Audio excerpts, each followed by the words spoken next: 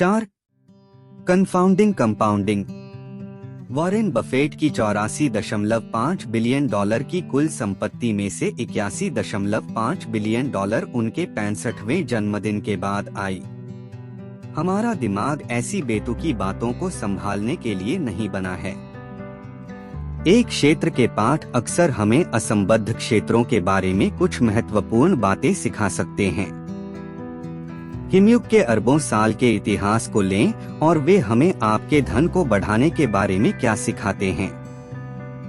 पृथ्वी के बारे में हमारा वैज्ञानिक ज्ञान आपकी सोच से कहीं अधिक युवा है।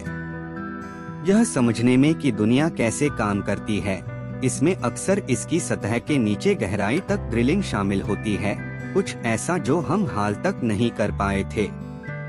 हमारे ग्रह की कुछ बुनियादी बातें समझने से सैकड़ों साल पहले आइजैक न्यूटन ने तारों की गति की गणना की थी। 19वीं सदी तक वैज्ञानिक इस बात पर सहमत नहीं थे कि पृथ्वी कई मौकों पर बर्फ से ढकी हुई थी, अन्यथा बहस करने के लिए बहुत सारे सबूत थे। पूरी दुनिया में पहले से जमी हुई दुनिया की उंगलियों के निशान मौजूद थे। यादृच्छिक स्थानों पर विशाल चट्टानें बिखरी हुई थीं। चट्टानों के बिस्तरों को पतली परतों में बिखेर दिया गया। साक्ष्य स्पष्ट हो गए कि एक हिमयुग नहीं था, बल्कि 5 अलग अलग हिमयुग थे जिन्हें हम माप सकते हैं। ग्रह को जमने, नए सिरे से पिघलाने और फिर से जमने के लिए आवश्यक ऊर्जा की मात्रा चौंका देने वाली है। पृथ्वी पर वस्तुतः इन चक्रों का क्या कारण हो सकता है? यह हमारे ग्रह पर सबसे शक्तिशाली शक्ति होनी चाहिए, और वो यह था। बिल्कुल उस तरीके से नहीं जिस तरह से किसी को उम्मीद थी। हिमयुग क्यों घटित हुआ, इसके बारे में बहुत सारे सिद्धांत थे। उनके विशाल भूवैज्ञानिक प्रभाव को ध्यान में रखते हुए सिद्धांत समान रूप से भव्य थे। ऐसा सोचा गया था कि पर्वत श्रृंखलाओं के उत्थान ने जलवायु को बदलने के लिए पृथ्वी की हवाओं को काफी हद तक बदल दिया है। अन्य लोगों ने इस विचार का समर्थन किया कि बर्फ एक प्राकृतिक अवस्था थी जो बड़े पैमाने पर ज्वालामुखी विस्फोटों से बाधित हुई, जिसने हमें गर्म कर दिया। लेकिन इनमें से कोई भी सिद्धांत हिमयुग के चक्र का कारण नहीं बता सका। पर्वत श्रृंखलाओं या किसी विशाल ज्वालामुखी का विकास एक हिमयुग की व्याख्या कर सकता है। यह 5 की चक्रीय पुनरावृत्ति की व्याख्या नहीं कर सका। 1900 के दशक की शुरुआत में मिलुटिन मिलनकोविच नाम के एक सर्बियाई वैज्ञानिक ने अन्य ग्रहों के सापेक्ष पृथ्वी की स्थिति का अध्ययन किया और हिमयुग के सिद्धांत के साथ आए, जो अब हम जानते हैं कि सटीक है। सूर्य और चंद्रमा का गुरुत्वाकर्षण खिंचाव धीरे धीरे पृथ्वी की गति और झुकाव को प्रभावित करता है। सूरज इस चक्र के कुछ हिस्सों के दौरान, जो हजारों वर्षों तक चल सकता है, पृथ्वी के प्रत्येक गोलार्ध को पहले की तुलना में थोड़ा अधिक या थोड़ा कम सौर विकिरण मिलता है, और यहीं से मजा शुरू होता है। मिलनकोविच के सिद्धांत ने शुरू में माना था कि पृथ्वी के गोलार्धों के झुकाव के कारण इतनी तेज सर्दियां होती हैं कि ग्रह बर्फ में बदल जाता है। लेकिन व्लादिमीर कोपेन नाम के एक रूसी मौसम विज्ञानी ने मिलनकोविच के काम की गहराई से खोज की और एक आकर्षक बारीकियों की खोज की। मध्यम ठंडी गर्मियां, ठंडी सर्दियां नहीं, बर्फीले कारण थे। इसकी शुरुआत तब होती है जब गर्मियों में इतनी गर्मी नहीं होती कि पिछली सर्दियों की बर्फ पिघल सके। बचा हुआ बर्फ का आधार अगली सर्दियों में बर्फ जमा करना आसान बनाता है, जिससे अगली गर्मियों में बर्फ के चिपके रहने की संभावना बढ़ जाती है, जो अगली सर्दियों में और भी अधिक बर्फ जमा होने को आकर्षित करती है। लगातार बर्फ सूरज की किरणों को अधिक परावर्तित करती है, जिससे ठंडक बढ़ जाती है, जिससे अधिक बर्फबारी होती है, और यह सिलसिला जारी रहता है। कुछ 100 वर्षों के भीतर एक मौसमी बर्फ का टुकड़ा महाद्वीपीय बर्फ की चादर में बदल जाता है और आप दौड़ में शामिल हो जाते हैं। यही बात उल्टी भी होती है। एक कक्षीय झुकाव अधिक सूर्य के प्रकाश को अंदर आने देता है, जिससे शीतकालीन स्नोपैक अधिक पिघल जाता है, जो अगले वर्षों में कम प्रकाश को परावर्तित करता है। जिससे तापमान बढ़ता है, जो अगले वर्ष अधिक बर्फबारी को रोकता है, इत्यादि। यही चक्र है। यहाँ आश्चर्यजनक बात यह है कि स्थितियों में अपेक्षाकृत छोटे बदलाव से कोई चीज कितनी बड़ी हो सकती है। आप ठंडी गर्मी से बची हुई बर्फ की एक पतली परत से शुरुआत करते हैं, जिसके बारे में कोई भी कुछ नहीं सोचेगा, और फिर पलक झपकते ही पूरी पृथ्वी मीलों मोटी बर्फ से ढक जाती है। जैसा कि ग्लेशियोलॉजिस्ट ग्वेन शुल्ट्ज ने कहा, यह जरूरी नहीं है कि बर्फ की मात्रा बर्फ की चादर का कारण बनती है, बल्कि तथ्य यह है कि बर्फ चाहे कितनी भी कम हो, टिकती है। हिमयुग की सबसे बड़ी सीख यह है कि जबरदस्त नतीजे लाने के लिए आपको जबरदस्त ताकत की जरूरत नहीं होती।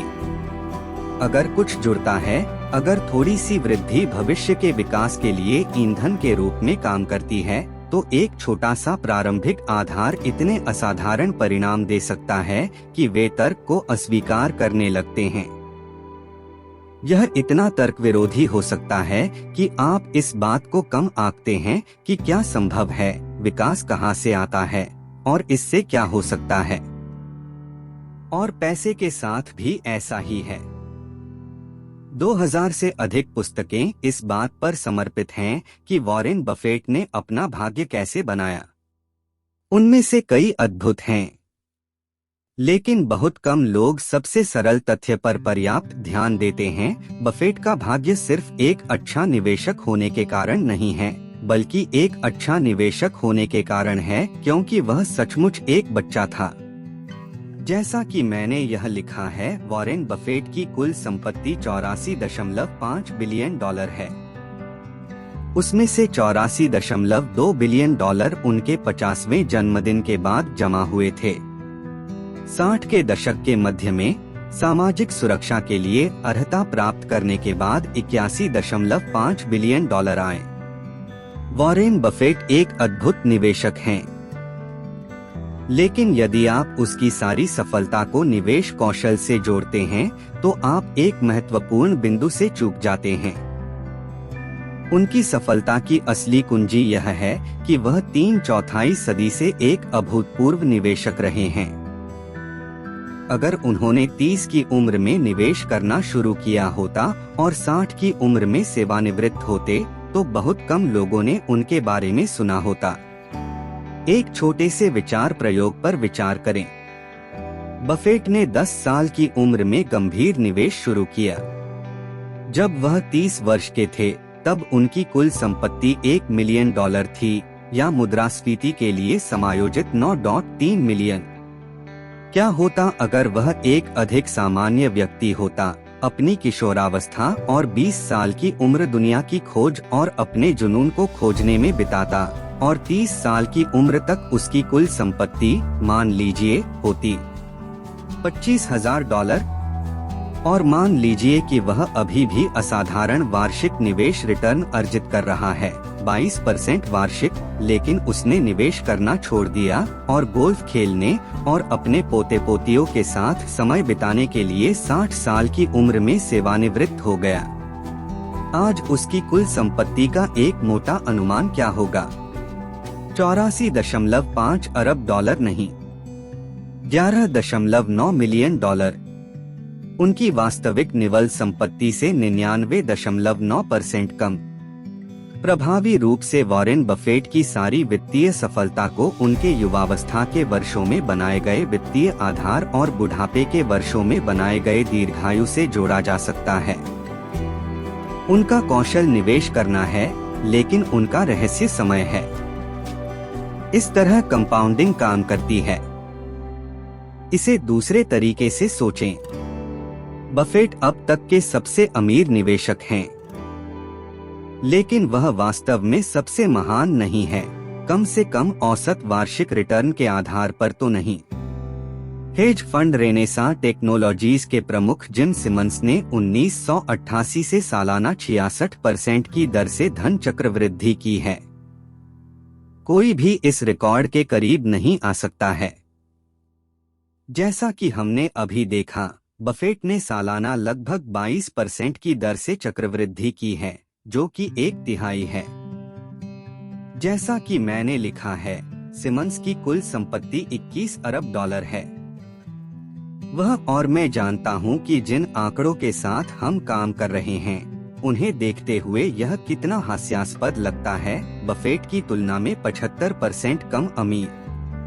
यदि सिमंस इतना बेहतर निवेशक है तो यह अंतर क्यों है? क्योंकि सिमंस को 50 वर्ष की आयु तक अपने निवेश में प्रगति नहीं मिली। बफेट की तुलना में उनके पास कंपाउंडिंग के लिए आधे से भी कम साल हैं। यदि जेम्स सिमंस ने 70 साल की अवधि में अपना 66% वार्षिक रिटर्न अर्जित किया होता, तो बफेट ने अपनी संपत्ति बनाई है। कृपया अपनी सांस रोकें। 63 क्विंटिलियन 900 क्वाड्रिलियन 781 ट्रिलियन 780 अरब 748 करोड़ 160 हजार डॉलर। ये हास्यास्पद अव्यवहारिक संख्याएं हैं। मुद्दा यह है कि विकास संबंधी धारणाओं में जो छोटे छोटे बदलाव प्रतीत होते हैं, वे हास्यास्पद अव्यावहारिक संख्याएं पैदा कर सकते हैं। और इसलिए जब हम यह अध्ययन कर रहे हैं कि कोई चीज इतनी शक्तिशाली क्यों हो गई, हिमयक क्यों बना, या वॉरेन बफेट इतने अमीर क्यों हैं, तो हम अक्सर सफलता के प्रमुख चालकों को नजरअंदाज कर देते हैं। मैंने बहुत से लोगों को यह कहते हुए सुना है कि जब उन्होंने पहली बार चक्रवृद्धि ब्याज तालिका देखी, या उन कहानियों में से एक की यदि आपने 20 की तुलना में 30 की उम्र में बचत शुरू की तो सेवानिवृत्ति के लिए आपके पास कितना अधिक होगा, ने उनका जीवन बदल दिया। लेकिन शायद ऐसा नहीं हुआ। इससे संभवतः उन्हें आश्चर्य हुआ होगा, क्योंकि परिणाम सहज रूप से सही नहीं लग रहे थे। रेखीय सोच घातीय सोच की तुलना में बहुत अधिक सहज है। यदि मैं आपसे अपने दिमाग में 8 + 8 + 8 + 8 + 8 + 8 + 8 + 8 + 8 की गणना करने के लिए कहूं, तो आप इसे कुछ सेकंड में कर सकते हैं। यह बेहतर है। अगर मैं आपसे 8 8 8 8 8 8 8 8 8 की गणना करने के लिए कहूं, तो आपका सिर फट जाएगा। यह 134, 217, 728 है। IBM ने 1950 के दशक में 3.5 मेगाबाइट हार्ड ड्राइव बनाई। 1960 के दशक तक चीजें कुछ दर्जन मेगाबाइट में जा रही थीं। 1970 के दशक तक IBM के विंचेस्टर ड्राइव में 70 मेगाबाइट थे। फिर अधिक स्टोरेज के साथ ड्राइव आकार में तेजी से छोटी हो गई। 1990 के दशक की शुरुआत में एक सामान्य पीसी में 200 से 500 मेगाबाइट होते थे, और फिर वहां चीजें फट गईं। 1999 एप्पल का iMac 6 गीगाबाइट हार्ड ड्राइव के साथ आता है। 2003 पावर मैक पर 120 गिग्स। 2006 नए iMac पर 250 गिग्स। 2011 पहली 4 टेराबाइट हार्ड ड्राइव। 2017 से 60 terabyte hard drive. 2019 100 terabyte hard drive. इन सबको एक साथ रखें। 1950 से 1990 तक हमने 296 मेगाबाइट प्राप्त किए। 1990 से आज तक हमने 100 मिलियन मेगाबाइट प्राप्त किए।